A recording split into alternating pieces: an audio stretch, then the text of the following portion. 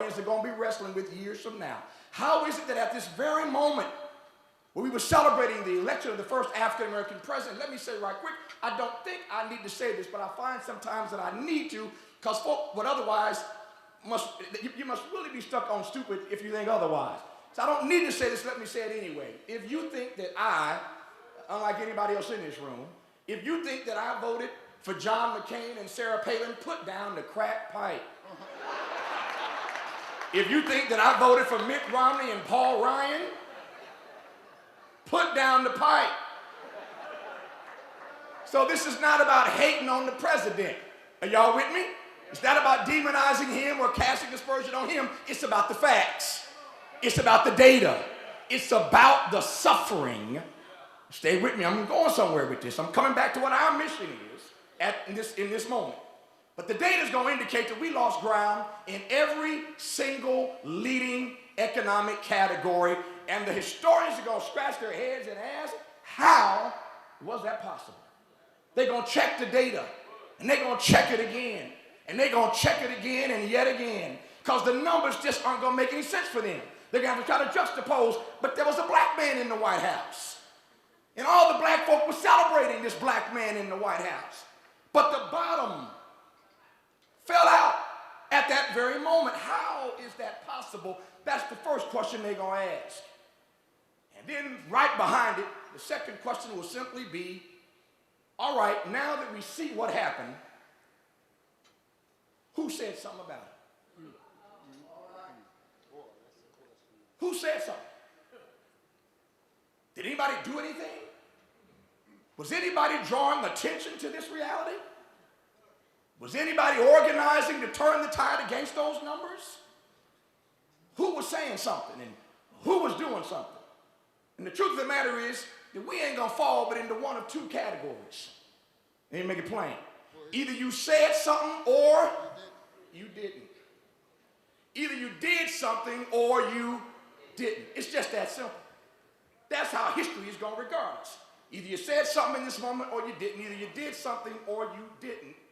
And the reality is that there are so many of us in our community, in the black community, and writ large, the progressive community, who have been sidelined and silenced out of too much deference. For some folk it's deference. For some folk it's fear. For some folk it's wanting to keep their invitation to the events. Don't want to upset the president. Even though nobody put a gun to his head, even though he decided to run, he asked for the job. We don't want to upset him. I'm working right now, Dr. Brown, I'll send you some chapters here in a few days. I want you to read. I want your opinion on this. I'm working on a book right now about Dr. King. The book is called Death of a King. Death of a King. And the book focuses, as no book ever has, I think, just on the last 12 months of his life. As you well know the most controversial speech he ever gave, Beyond Vietnam. He gives this speech April 4th, 1967. A year to the day later, he's dead on that balcony in Memphis, April 4th, 1968. Riverside Church, New York City, April 4th, 67, Beyond Vietnam, where Martin comes out against the war. A year later to the day, they shoot him dead on that balcony in Memphis. He was in Memphis to work and march with the sanitation workers, as you all know, but he was on his way to Washington to kick off his Poor People's Campaign. He was starting with the poor in Memphis, but he was on his way to Washington because, how might I put this in a way we can understand it, Occupy, the Occupy that we know, ain't got nothing on the Occupy that Martin was about to set off. Because he wasn't going to Zuccotti Park in New York City. He was going to the National Mall. And they were setting up a tent city on the National Mall, and Martin and thousands of others were going to meet him there, and they were going to take over the National Mall in Washington. And they didn't want that Negro coming to Washington to set it off in that way. I raise this only because when Martin tried to tell the truth, when he tried to ring the bell, when he tried to get our attention to how impoverished the conditions were for everyday people, he came out against that war in Vietnam based on his strong belief in nonviolence. everybody and everything turned against him. The cosmos, as it were, seemed to have turned against Dr. King. Can I keep it real with you? Can I keep it real? This is in politics, but this is the truth. The head of the NAACP, Roy Wilkins, blasted Dr. King publicly because Lyndon Johnson told him to. Whitney Young, the head of the Urban League, blasted Dr. King publicly because Johnson told him to. The Tavish Smiley of his day, Carl Rowan, went on TV and radio and blasted Dr. King publicly because the White House told him to. The only other Negro living that had a Nobel Peace Prize at that time was Ralph Bunche. Ralph Bunche blasted Dr. King publicly because the Johnson administration told him to. Martin was trying to tell the truth and everybody turned against him. The last poll in his life taken by the Harris poll found that 72% of Americans writ large, 72% of the national populace no longer wanted to hear anything Martin had to say. 72% of the American people had turned against him, but that ain't the worst. 57% of black folk. This was our leader. This is I Have a Dream man. This is the man with the Nobel Peace Prize. This is the guy that led the March on Washington with Bayard Rustin. This is the guy that fought to get us the Voting Rights Act and Civil Rights Act, or in the right order, Civil Rights Act and Voting Rights Act. This is our Martin King. And 57% of us had turned against Dr. King, trying to curry favor with the man in the Oval Office. So Martin is trying to tell the truth about the suffering of our people, but the bourgeois Negroes, the upper class echelon, told Martin to go sit down and shut up. And the everyday Negroes, Sly Stone would say the everyday people had turned against Martin, Brother Edwards, as you know, because the Panthers were coming on. They thought Martin was passé at that time. It would pass Martin. Black power was coming on. And so the young black folk were down with the Panthers. They wanted something more radical, Reverend Williams. No, this ain't the radical you was talking about. But they wanted something more radical. The young people did. The bourgeois Negroes wanted Martin to go sit down and shut up. And the white folk just said, Negro, foreign policy is not your lane. You deal with civil rights. And if it ain't civil rights, shut up. And so Martin had the cosmos turn against him. His last book, Where We Go From Here, you know the truth, Dr. Brown, he couldn't get a book deal. No publisher in New York wanted to publish Dr. King. He wanted to write an editorial, and they wouldn't publish his editorials anymore. This is the Martin we're going to bring to y'all that you don't know.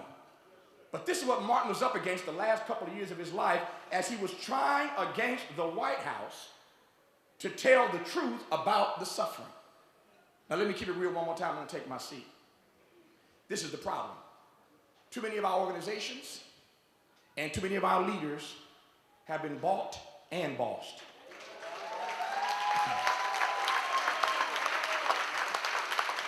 Too many of them have been silenced and sidelined.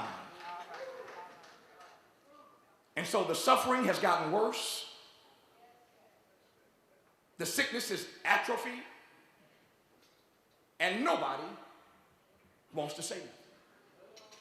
I believe the hottest place in hell, is reserved for those who see the suffering of God's children and won't say nothing about it.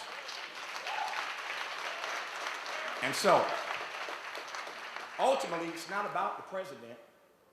Wherever I say something and people want to come at me, I said, you know what, it's not about the president. It's not about me and the president. There is a new book out, by the way, that just broke this week, and I know some of you are already aware of this. The book came out in 2008 called Game Change, and it was the book about the election of Barack Obama in 2008, the book. And it became a movie and won all kind of awards. And you know, everybody knows and saw and read the book and the movie Game Change by Mark Halperin and John Hyman. So the new book, the sequel, just dropped this week. It's called Double Down. It's called Double Down, Game Change 2012. And the first story to break out of that book that most of you heard about a week ago, the first story that broke out of that book was the story that they broke, Halperin and Hyman, that the administration seriously considered replacing Joe Biden with Hillary as the running mate. Y'all saw this story a couple weeks ago? Before the book came out, that story was leaked. That's how you sell books. You leak the juicy stuff. So they put that out there, and that was on all the talk shows. The administration was seriously thinking about replacing Joe Biden and Hillary. So the story that just broke in the last 36 hours, if you don't believe me, go home and Google it, is a chapter talking about the president and what he thinks of black leaders. The president, the authors tell us, and the advisors around the president tell us, the data bears this out if you talk to the Congressional Black Caucus, the authors tell us the president has as little patience for the CBC as he has for the Tea Party. That he ain't got time for the Congressional Black Caucus. The only two members in the caucus the president likes are John Lewis and Jim Clyburn. The rest of them he has no regard for. And that underscores why he has not been meeting with the CBC when they've been trying to give him a document of what needs to be done for our people. These are the folk that these are the black folk that we send to Congress with the support and cooperation of the NAACP. These are our representatives to push our agenda. And the White House don't want to hear none of that. Then they start calling the roll of certain African-American leaders. For full disclosure, my name is on this list, and it's in the book. But there's a whole group of us, it just happens to be those who are trying lovingly to push the president to do a little bit more.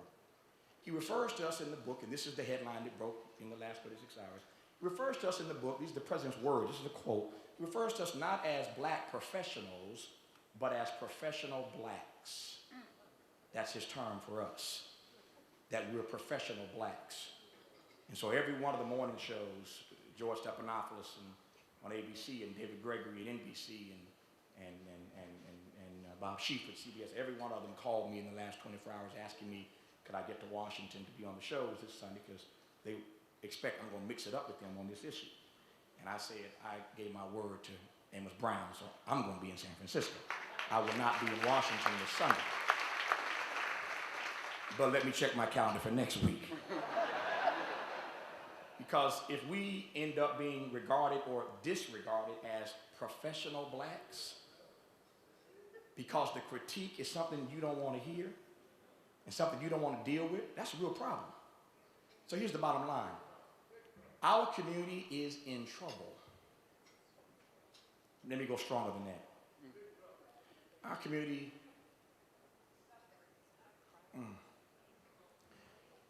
the black prophetic tradition that Cecil Williams and Amos Brown, so many others, are living epistles of.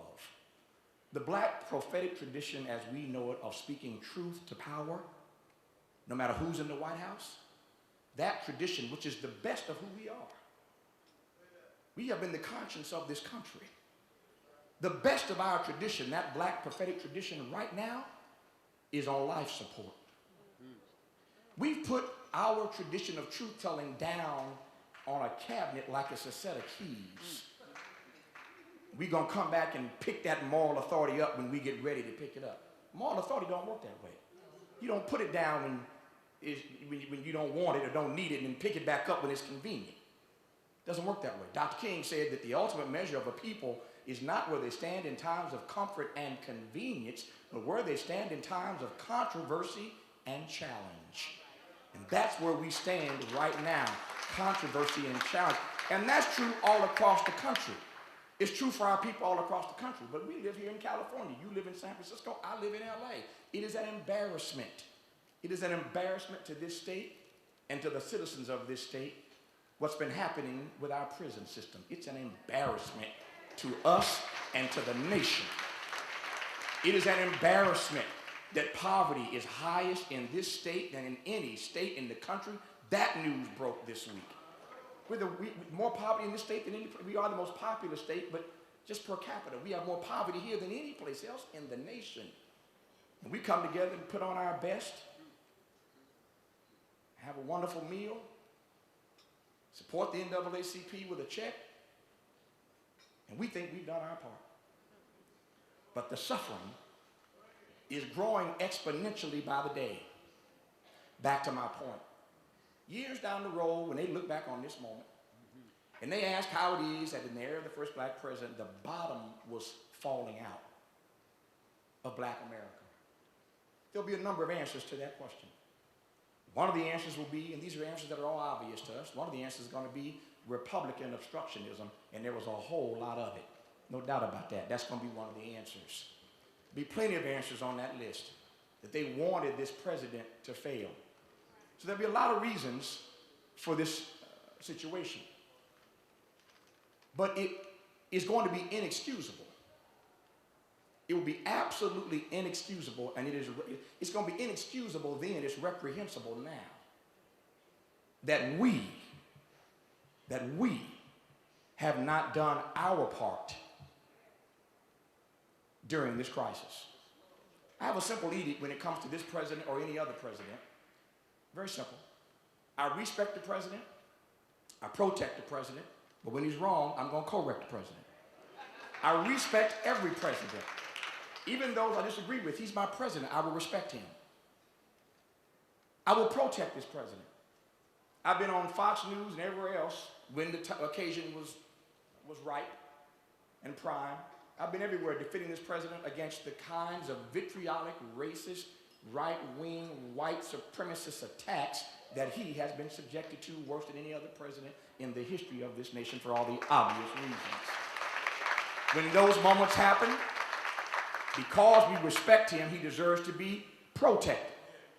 But can I tell you something? He ain't Jesus. He don't walk on water. And he ain't perfect. And when he's wrong, he needs to be corrected. And that's what we have not done enough of. The CBC has felt hamstrung. They felt hog-tied because we sent them there to represent our best interest. And so when they raised the issue of black unemployment, critical of the president and the White House, they don't want to hear that. When they raised the issue of crime in inner cities, they don't want to hear that. When they raised the issue of guns on the south side of Chicago, where the president's from and elsewhere, until it happened at the school up in Connecticut, it wasn't a priority. And then Joe Biden gets put in front of a task force. I'm not comparing tragedies, and God knows I believe that all life is precious. But what's happening to our kids, nobody in the West Wing said nothing about it. When it happened to their kids, now we got a national task force. This president has dropped more drones than George Bush did. He's killed more innocent women and children than George Bush has. Every Tuesday in the White House, read your New York Times, every Tuesday, he personally decides who's on the kill list. He picks the people to be killed every week. What has happened to our community? Dr. King was our messenger. He was our leader. We taught the country the value and the power found in nonviolence. It's not the right of might, it's the might of right. It's not the love of power, it's the power of love. And somehow, even in this era, we have been so seduced, the sleepwalking is so severe, that we sit by even when violence by our government is perpetrated upon innocent women and children, and out of deference, we ain't got nothing to say about it. Now, this ain't the kind of conversation, this ain't the kind of presentation, this ain't the kind of talk that gets you standing ovations. It ain't the kind that gets you embraced. It ain't the kind that gets you invited quite often. Hence my beginning, I don't know what's wrong with you for inviting me here. But the bottom line is that everything in our community is pointing in the wrong direction. Symbolism matters, but substance matters more. Symbolism is important, don't get me wrong. I celebrate him as much as anybody else. I voted for him twice, just like you did. Symbolism matters, but substance matters more. And when all the data indicates that we are losing ground in every, not one, two, or three, I hope you heard me, in every single leading economic indicator category, we are losing ground. Now let me take you one more step. You know what's going to happen when he's out of office, right? Here's how the political narrative, let me back up right quick. It ain't even when he's out of office, they're doing it already. You are just as astute and more so than I am. So you see already, if you're paying attention, how the news media is already starting to rewrite the narrative on his presidency. Are you paying attention to this? When John McCain lost, he complained that the media was just so in love with Barack Obama that they gave him a pass. Mitt Romney had some of the same complaints, although it wasn't the honeymoon in 2012 that it was in 2008. McCain was right about that. But they complained about how the media was just in his pocket. Look now at how they're starting to change the narrative.